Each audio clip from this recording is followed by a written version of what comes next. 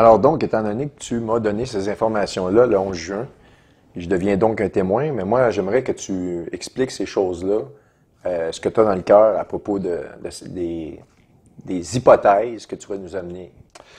Bien, Richard, merci beaucoup. Donc, pour ceux qui ont suivi la partie 1, on débute maintenant la partie 2. Donc, on vous a laissé sur voilà ce qu'on en pense de l'entente qu'on parlait dans la partie 1 de paix. Richard, on est le 19 septembre. On est le 20 aujourd'hui. On est le 20 déjà? Oui, ben c'est parce qu'hier, on a voulu enregistrer cette émission-là. On a eu énormément d'interférences. C'était surnaturel. L'ennemi ne veut pas qu'on vous enregistre cette partie-là, mais on est des gens déterminés. On va quand même l'enregistrer. Donc, on est rendu le 20 une journée plus tard. Une journée plus tard. Ouais. Donc, voilà, Exactement. Richard. Ouais. Donc, il y a, Richard, évidemment, deux hypothèses. Exact. Alors, il faut savoir qu'actuellement, la première hypothèse, elle est que l'annonce du dévoilement de cette entente va se faire le 25 septembre comme prévu. Et si c'est le cas, qu'est-ce qui se passe au niveau politique? Qu'est-ce qui se passe au niveau militaire? Et qu'est-ce qui se passe au niveau monétaire? Économique, oui. Et économique. La deuxième hypothèse, Richard, c'est s'il fallait que cette annonce de cette entente soit délayée dans le temps, reportée, on va regarder rapidement qu'est-ce que ça a comme importance au niveau politique, au niveau militaire et au niveau monétaire. Donc, deux scénarios ici que tu as. Il y a deux scénarios. Richard, il y a un troisième scénario qu'on discute depuis un bout de temps. Et je pense que ce troisième scénario, je pense qu'on va faire une cassette après tout ça ou une vidéo. Et je pense que comme on en parle, ça va vraiment choquer certaines personnes. Tu suggères une troisième partie à cette émission-là, c'est ça que tu me dis, là. Je pense de nos discussions, il ne faut pas les garder entre nos deux têtes ensemble, les regarder avec plusieurs autres frères. Exactement. Je pense que ça vaut la peine de les partager avec les eschatophiles qui écoutent tes rendus sur vidéo. Je pense que ça vaut la peine aussi avec amour de leur partager cette troisième hypothèse. Oui, et je vais juste faire une mention là-dessus. Je dirais aux cœurs sensibles de s'abstenir parce que c'est épouvantable. Juste à penser ça, c'est quasiment, on parle de film d'horreur. C'est quelque chose de vraiment morbide. Alors, on va parler premièrement des deux premières, si tu le veux bien, des deux premières hypothèses. Exact. OK. Alors, Richard, j'aimerais qu'on aille ensemble. Alors, Richard, allons ensemble dans 1 Corinthiens 15, 52. OK. Richard, il est dit, en un instant, en un clin d'œil, et à la dernière trompette, la trompette sonnera et les morts ressusciteront incorruptibles et nous serons changés. Alors, dans la King James, Richard, il y a un élément qu'on veut regarder aussi, qu'on veut discuter. Ça dit bien « at the last trump, for the trumpet to be » qui va être assonné. Ouais. Tu es après regarder parce que les versions françaises parlent de la même trompette. À la dernière trompette, P-E-T-T-E. Exactement, il n'y a pas de distinction nulle part. Et il n'y a pas de distinction. Par contre, dans la King James, il y a une distinction at the last trump. Il y aura une trompette qui va sonner. Et Paul, dans Corinthiens, mentionne at the last trump for the trumpet to be. Ouais. Alors, il y a un mystère parce que Paul dit dans Corinthiens, voici, alors c'est Corinthiens 15, 51 pour ceux qui veulent aller un verset plus haut, il dit, voici, je vous dis un mystère. Nous ne mourrons pas tous, mais tous nous serons changés en un instant, un clin d'œil, à la dernière trump. Si on prend la version King James qui vient, et on était prêt à décortiquer l'hébreu et le grec. Puis en plus de cela, c'est qu'on voit le mot Trump dans la King James à seulement 2 endroits, ou trompette qui vraiment nous parle de l'enlèvement. Voilà. Okay? Donc, ça, sinon, vous voyez le mot trompette partout dans la King James, trumpet. Mais Trump à 2 endroits, Corinthiens et Thessaloniciens 4,16. Voilà, donc je suis après regarder quelle coïncidence que Paul utilise le mot trump et 2 mots plus loin à la trompette qui va sonner. à la dernière trompe, at the last trump, for the trumpet has to be, qui va sonner. Ça me ramène, Richard, comme on en a discuté dans Nombre 10.1. Souvenez-vous quand le peuple d'Israël est sorti d'Égypte. Exact. Le peuple d'Israël est sorti d'Égypte. Et qu'est-ce que l'Éternel a demandé à Moïse de faire? Il a demandé à Moïse De faire deux trompettes. 2 trompettes. La première trompette, elle est claire. Dieu dit, quand la première trompette va sonner, je vais rassembler les dirigeants pour les informer de différents éléments que j'ai besoin de les informer. J'ai besoin de leur dire quelque chose, les avertir de quelque chose, Comme une leur assemblée donner générale. un monde, leur dire une déclaration, mais je les informe, je les réunis. Comme une assemblée générale. Une assemblée générale. Exact. Et ça ne tient pas compte du peuple, ça tient compte des dirigeants que Dieu a en place à cette C'est époque. spécifié dans la Bible. C'est Spécifié pas dans tout nombre. le peuple. Là. Pas tout le peuple. Non. La deuxième trompette, quand Dieu dit on sonne la deuxième trompette, On plie bagage et on s'en on va. déménage. La Ouais, deuxième exact. trompette, c'est clairement dit, ça avise le peuple. Ouais. Ça n'avise plus les dirigeants, ça avise les dirigeants, mais spécifiquement tout le peuple. Pliez bagages, faites vos valises, on déménage de place, on s'en va. On est d'accord? Exact. Que Paul parle dans Corinthiens, at the last trump, for the trumpet qui va sonner. Donc, on sait très bien que Jean, dans l'Apocalypse, quand il dit « J'ai entendu une trompette comme la voix de Dieu qui dit « Monte ici et je te montrerai ce qui est à venir. » Dans le chapitre 4. On ne parle pas de la dernière trompette qui est à sonner, qui est dans la tribulation. Toi, tu parles du chapitre 4, lorsqu'il Voilà. dit monte ici, que je te montre ce qui va arriver dans la suite des choses. Voilà. Mais le chapitre 4, c'est exactement la partie de l'enlèvement. L'enlèvement. D'ailleurs, on n'entend plus parler de l'Église dans tous les restes du chapitre de l'Apocalypse. Et voilà. Donc, ce que j'essaie de dire, c'est que c'est important parce que il faut comprendre qu'on va revenir, les gens qui écoutent, on va revenir sur l'aspect politique, militaire et monétaire de cette entente qui est à venir. Mais ce qui est important, c'est de positionner que c'est drôle que Paul ne fait pas de lapsus at the last trump, T-R-U-M-P, 2 mots plus loin pour la trompette qui va sonner. Donc, c'est comme si Dieu nous envoie un message à notre époque, 2000 ans après.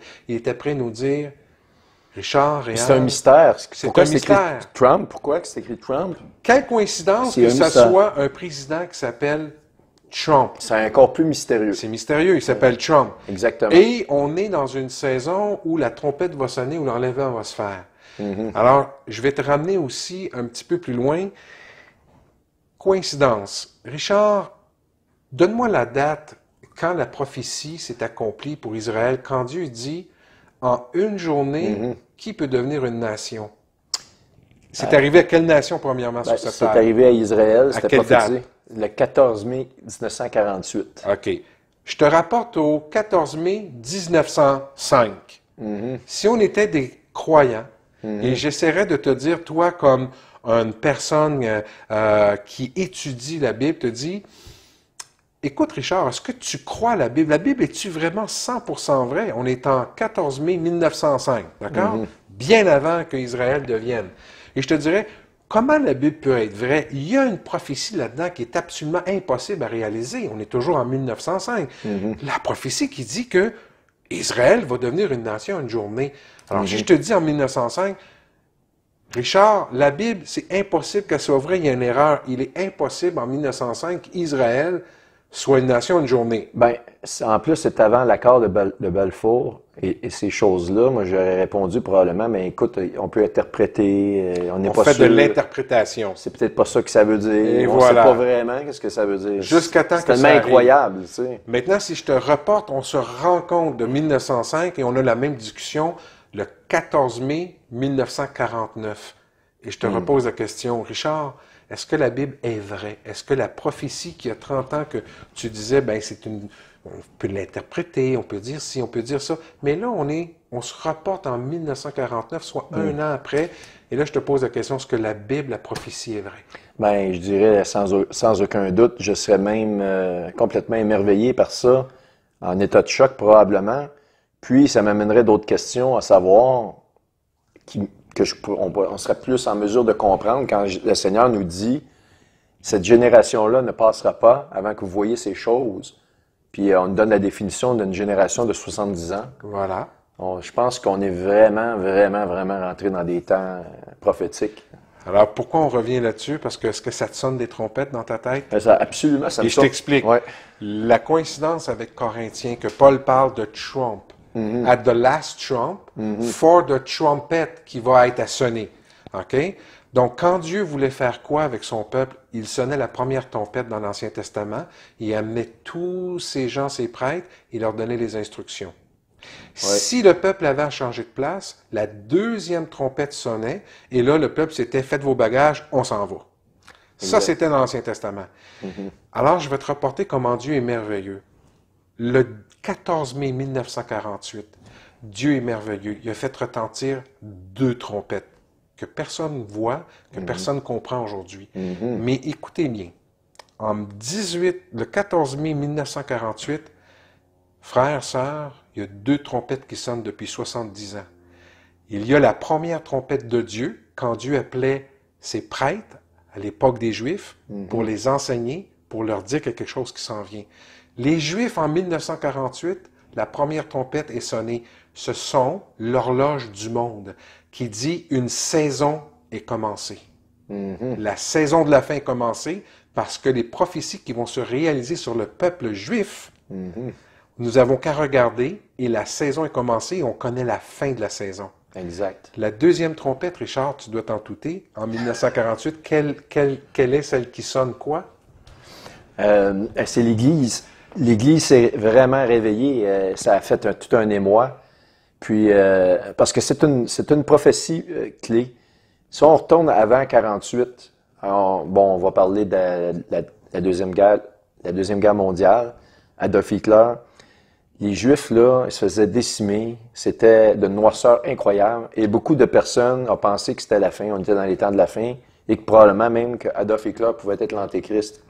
C'était épouvantable. Mais pourtant, il y avait une prophétie clé qui devait arriver, qui était sûre, c'était pivot. C'était justement la création d'Israël en un jour. Alors, tant que cette prophétie-là n'était pas arrivée, on aurait pu vivre des moments très sombres dans la société. Mais l'Église ne pouvait pas s'exprimer tant que ça ne s'était pas arrivé. Elle pouvait s'exprimer, mais c'est une prophétie majeure. C'est une prophétie majeure, puis ça amène la clé, justement, Jésus nous parle de cette génération-là. Mais de quelle génération il parle? Mais là, on sait que c'est la génération... De la dernière saison. Oui, et qui ont vu la formation de leurs yeux, qui ont pu retoucher au mur des lamentations, retoucher à la terre promise, de leurs yeux, de leur vivant. C'est cette génération-là, dans le fond, c'est incroyable, je t'en parle, puis j'en ai des frissons, là. Alors, en 1900, cher ami, le 14 mai 1948, il y a 2 trompettes qui commencent à retentir dans le monde entier. La première trompette, c'est la création en une journée, la réalisation de la plus grande prophétie. C'est l'instauration de la nation juive, qui, à partir de là, sans le savoir, les Juifs ont commencé à sonner la première trompette, comme dans Nombre 10. Exact. Dieu, maintenant, a commencé le début de la dernière saison de la fin. Alors, les Juifs sont ceux qui nous rappellent, en fait, les Juifs sont ceux qui nous donnent l'horloge de cette dernière saison que nous vivons actuellement. La deuxième trompette qui sonne aux côtés des Juifs, c'est l'Église qui dit « Repentez-vous, repentez-vous, faites vos bagages, faites le clean-up dans vos vies, faites le clean-up dans vos familles, parce qu'on part! » Oui, c'est un grand rassemblement que ça a fait. Ça a créé un rassemblement. Alors, l'Église est celle qui crie la deuxième trompette, et les Juifs sont ceux qui crient le ralliement, c'est-à-dire nous avons des instructions de Dieu. Les instructions, ce sont ceux que nous lisons dans les 70 ans que Dieu dit « Voici ce qui va se passer sur mon peuple, et pour vous, Église, regardez l'horloge de ce peuple-là, et vous allez connaître la saison où vous êtes. » Exact.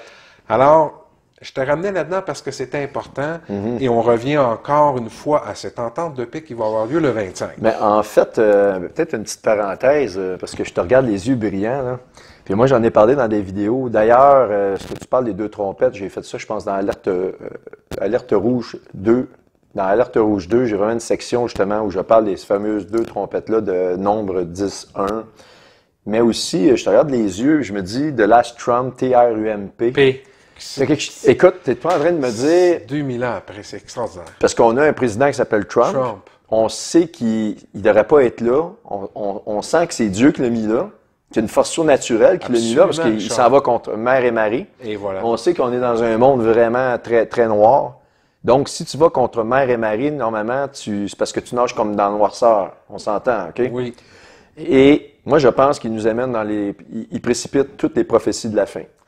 On a juste parlé des deux ailes, comme dans la première partie, deux ailes de l'aigle, de nez. Greffé dans Apocalypse 12 pour les gens. 12, oui, 12 versets, peut-être 13, 16, je pense. Mais écoute, Trump, la dernière trompette, c'est parce que, juste faire une parenthèse avant que tu commences avec tes hypothèses, Daniel 8. Oui. Daniel 8, écoute, ce que ça me dit. Mais avant que tu ailles dans Daniel 8, je peux t'interrompre, Oui, Richard? absolument, absolument. Il y a un élément qui est important. J'aimerais qu'on en parle avec les gens qui nous écoutent. J'ai beau chercher, j'ai beau te poser la question, toi qui es un fer un or pour trouver des choses dans la parole de Dieu, des choses que les gens ne voient pas.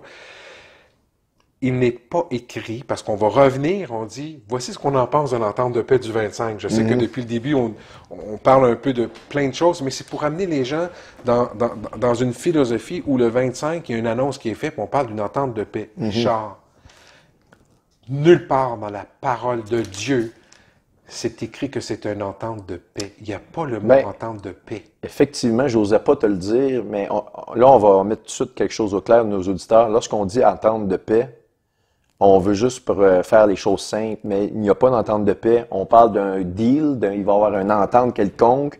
Une entente à plusieurs qui va être confirmée par quelqu'un qui s'appelle l'Antichrist. Exactement. Pas nécessairement une entente de paix, c'est parce que probablement l'entente de paix vient parce qu'ils diront paix et sécurité. Oui. Qu'on voit aux Nations Unies, qui est un des slogans numéro 1, For Peace and Safety. Mais la Bible nous dit, lorsqu'ils diront paix et sécurité, une ruine subite va s'abattre sur eux. D'ailleurs, le 25, je pense qu'hier, tu avais des nouvelles. Hier, on était le 19 de Nikki Haley. Oui. Elle avait pas infirmé. Elle n'a pas infirmé qu'elle allait repousser le 25. Okay. Alors, au moment où on se parle, l'annonce, c'est toujours le 25. Et normalement, c'est aux Nations Unies, lorsque ça se produit, c'est toujours le prémisse de parler, c'est au président des États-Unis. On pense que c'est M. Trump qui va dévoiler une entente. Et là, je retire le mot paix. Parce que selon moi, c'est tout selon une entente de paix. C'est une entente qui va être dévoilée à plusieurs, mais il y en a qui ne seront pas contents dans cette entente-là parce que ça va rejoindre Daniel 8 et Isaïe 17. Donc, écoute, on va faire un segment sur Daniel 9, 27. J'ai préparé des notes ici et j'ai 4 notes spécifiques parce que selon moi, ce verset-là de Daniel 9, 27 est le plus complexe à comprendre pour les chrétiens. Je vais être obligé de faire des hypothèses là-dedans, mais on va procéder par logique pour arriver à des conclusions. D'accord. Qu'est-ce que ça veut exactement dire? Et là, vous pourrez juger par vous-même, mais j'ai préparé une note là-dessus. Parce qu'effectivement, le mot paix n'apparaît pas. N'apparaît pas. Je confirme. Alors, on rentre dans le vif du sujet. On avait laissé la partie 1 en disant, voici ce qu'on pense de l'entente de paix, entre guillemets, mais je vais retirer le mot paix, je vais dire l'entente qui va être dévoilée.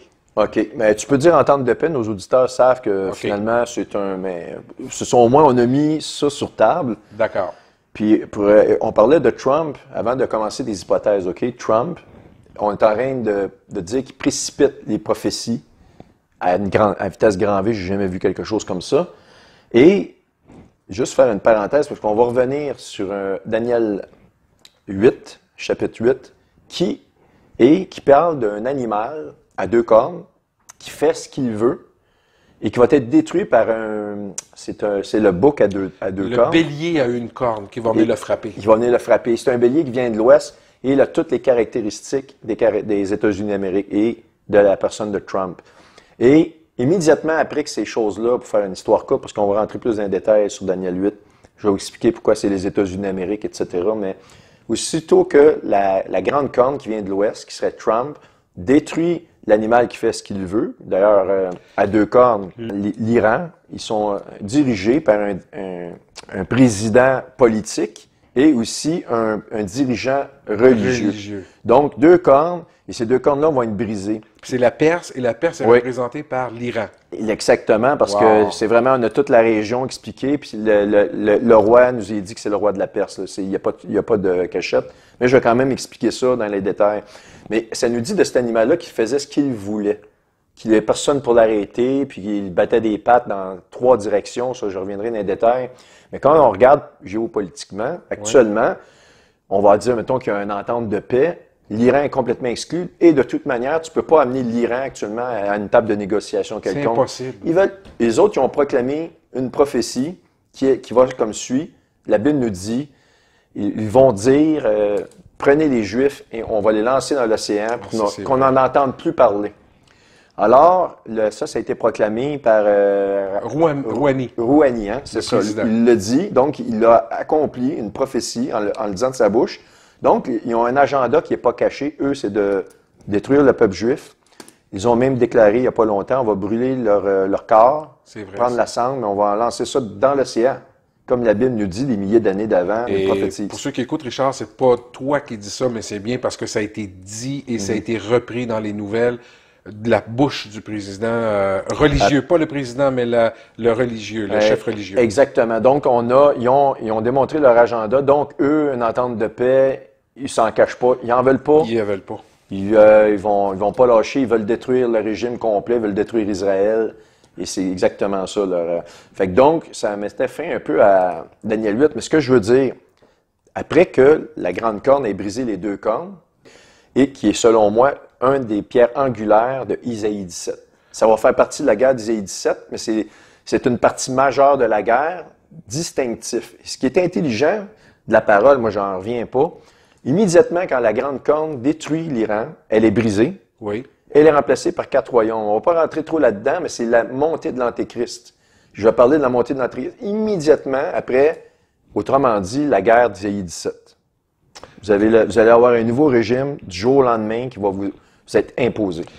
Donc, on revient toujours, on n'est pas encore rentré dans l'hypothèse, la première hypothèse, parce que là, on parle de choses qui est important que les gens entendent.